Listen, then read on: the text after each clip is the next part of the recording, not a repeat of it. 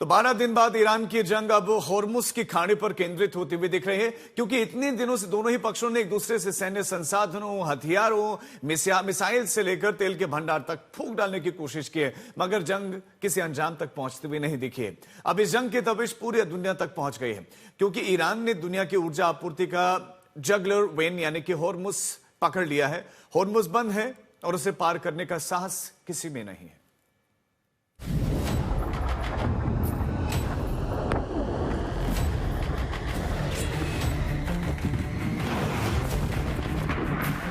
बारह दिन की जंग में अमेरिका ने $1 अरब फूंक डाले।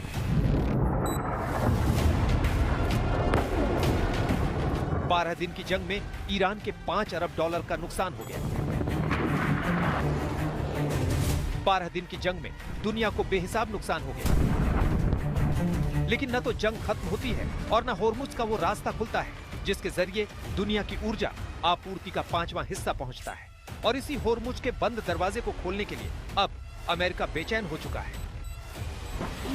अमेरिकी सेना ने दावा किया है कि उसने ईरान के 16 ऐसे समुद्री वेसल तबाह कर दिए हैं जो होर्मुज की खाड़ी में जगह जगह समुद्री बम बिछाने का काम कर रहे थे। इन हमलों के जरिए अमेरिका ने होर्मुज की खाड़ी में आवाजाही रोकने वाली ईरानी सेना की समुद्री ताकत नेस्तनाबूद करने का दावा किया।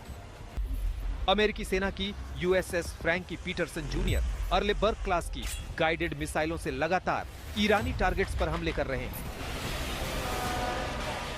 इन हमलों में America BGM 109 Tomahawk land attack cruise मिसाइलों का भी इस्तेमाल कर रहा है, क्योंकि ईरान भले होर्मुज की खाड़ी बंद नहीं करने के दावे कर रहा है, लेकिन होर्मुज के पानी को पार करने वाले जहाज ईरानी हमले की चपेट में आ रहे हैं।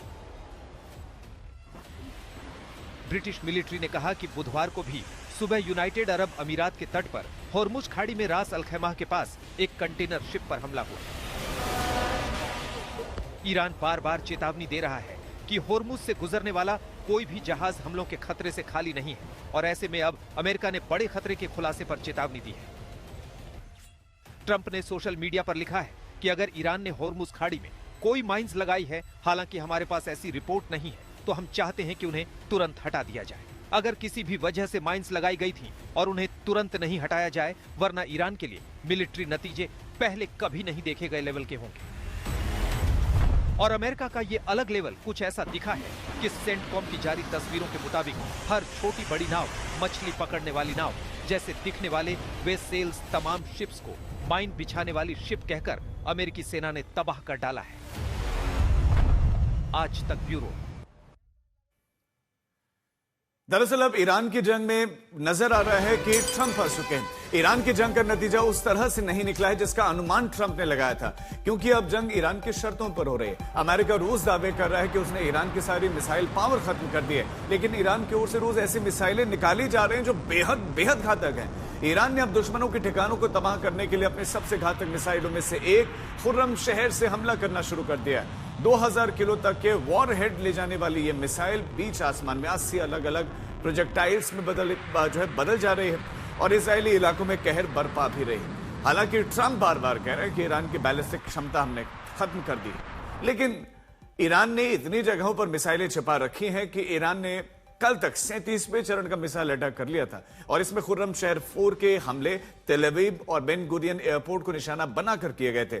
इसके अलावा खुर्रम शहर 4 मिसाइलों का उपयोग बहरीन में अमेरिकी 5वें बेड़े और कुवैत में अमेरिकी ठिकानों के खिलाफ भी किया जा चुका है। माना जाता है कि ईरान के पास में लगभग 3000 मिसाइलें हो सकती हैं, जिनमें खुर्रम शहर 4 सीरीज सबसे शक्तिशाली और लंबी दूरी की क्षमता वाली मिसाइल है। ईरान हर महीने ऐसी 100 मिसाइलें बना सकता है। हालांकि अमेरिका ने कहा कि ईरान की मिसाइल कैपेसिटी नष्ट कर दी गई है। The trend is clear. U.S. combat capabilities are increasing and growing more lethal and dominant by the day, while the Iranian terrorist regime's ability to respond has rapidly declined. Now, the U.S. military is moving to dismantle Iran's missile production infrastructure. Our incredible B-2 bombers recently dropped dozens of 2,000-pound penetrator bombs on deeply buried missile sites.